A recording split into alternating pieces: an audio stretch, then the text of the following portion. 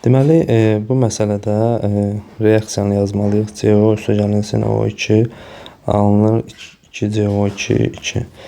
Başlanğıc sərf tarazlıq. Oksigenin başlanğıcı Y-dir, tarazlığı X-dir. CO-nun tarazlığı da X-dir və burada deyir ki, son qarışda CO2 molekulanın sayı oksigen molekulanın sayının 4 dəfə çoxdur. Deməli, oksigen X isə CO2-ci 4X yazıram. Sərfinə yazıram 4X. Bura yazıram 2X. Əmsalına görə sərf olunanları tapmaq üçün. Burada yazıram 4X. Buradan Y-in 3X-ə bərabər olduğunu bildik. Və deyir ki, reaksiyanın tarazı sabitinin qiyməti 4-dür. Mən buradan 4-dən istifadə edib X-i tapa bilərəm. KT bərabərdir 4X-in kvadratı 16X kvadratı bölünsün X vurulsun X-in kvadratı.